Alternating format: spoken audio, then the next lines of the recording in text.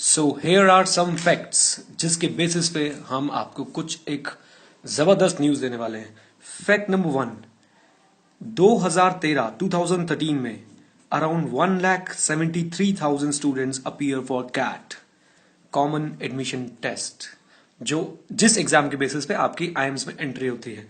Fact number 2, out of this 1,73,000, 95,000 students scored a 0 or negative mark. Fact number 3, cut off.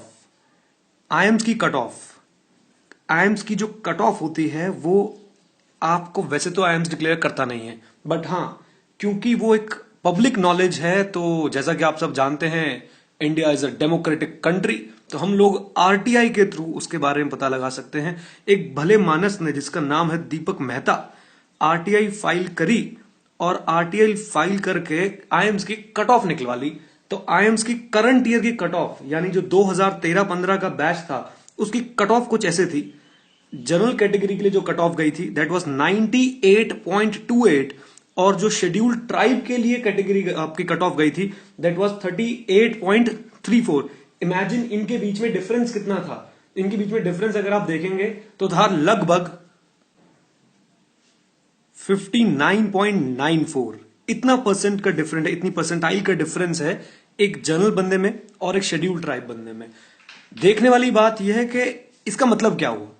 अगर general category वाले के 98.28 percentile आए तो उसके चांसेस है कि उसको आईएम से कॉल आ जाएगा, लेकिन अगर किसी शेड्यूल्ड ट्राइब के 38.34 नंबर भी आए तो उसको भी कॉल आ जाएगा, यानी 59.94 परसेंटाइल का डिफरेंस आ गया।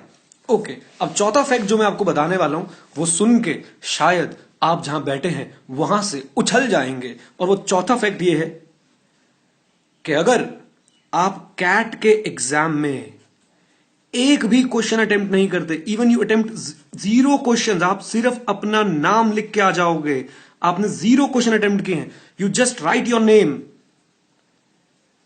कुछ आइडिया है कितने नंबर मिलेंगे? You will get approximately 55 percentile. Yes, आपने बिल्कुल सही सुना। अगर आप सिर्फ अपना नाम भी लिख के आ गए शीट पे और कुछ नहीं किया, कोई भी क्वेश्चन अटेम्प्ट नहीं किया, तो भी आपके कैट में नंबर आएंगे, परसेंटाइल आएगी 55। ये कैसे कि सर एक भी क्वेश्चन अटेम्प्ट नहीं किया और तब भी मेरी परसेंटाइल कितनी हो गई, जल्दी बताओ? 55, राइट।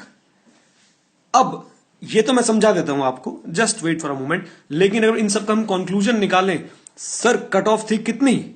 जनरल के लिए 98.28, एसटी के लिए 38.34।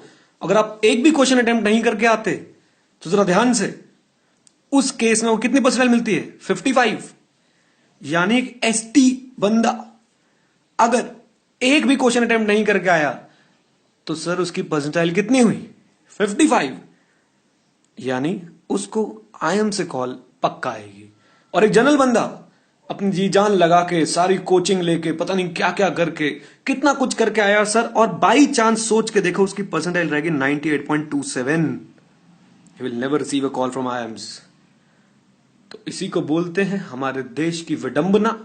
इक्वालिटी देखा कितनी जबरदस्त है। अब आते हैं पॉइंट पे कि सब बिना एक क्वेश्चन अटेम्प्ट करे भी 55 परसेंटाइल कैसे आ सकती है। वो 55 परसेंटाइल कैसे आ सकती है, कैट का स्कोरिंग का तरीका, उस पर डिस्कशन करते हैं। ओके, तो हम ये देखना चाह रहे थे कि कैट में 0 क्वेश्चन करने के बाद भी आपकी 55 परसेंटाइल कैसे आ सकती है।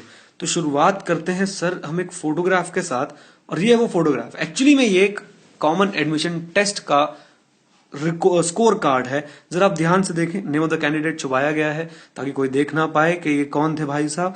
और आप यहां देखोगे कि जो परसेंटाइल हमने डिस्कस करी थी, इन्होंने क्यूए एंड डीआई में इनका स्कोर है आउट ऑफ 225 82, और परसेंटाइल बन रही है 53.61।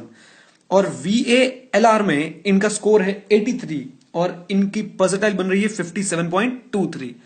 2 सेक्शंस में टोटल मिला के इनका स्कोर हुआ है 165, और इनकी जो परसेंटाइल निकल के आ रही है 55.46। अब आपके दिमाग में एक क्वेश्चन घूम रहा होगा कि भाई इसने तो कोई ना कोई क्वेश्चन किया होगा तभी इतने मार्क्स आए। नहीं सर, कैट का एक प्रोसेस है अपना स्कोर निकालने का, जिसमें सबसे पहले रॉ स्कोर निकाले जाते हैं, उसके बाद उनको इक्वेट किया जाता है और उसके बाद स्केलिंग की जाती है। ये जो मैंने दो वर्ड यूज किए, इक्वेट और स्केलिंग, ये शायद आपकी समझ में एकदम से ना आए। These are some technical terms, statistical process है। हाँ, अगर आप बोलो कि आपको इस बंदे से मैं मिला दूं तो वो मैं जरूर कर सकता हूं आपके लिए। चलते हैं और जरा मिलते हैं इस व्यक्ति से कि ये व्यक्ति है कौन।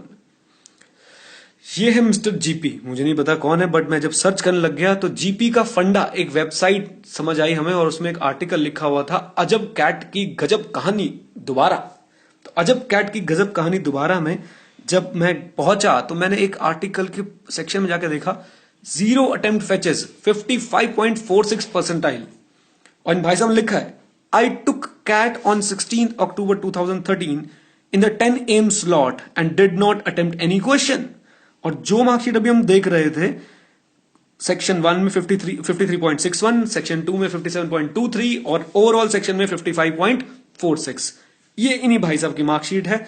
और यहां पे इन्होंने एक लाइन भी लिखी हुई है, as I have confirmed earlier on Facebook the CAT score card doing the rounds with the above score is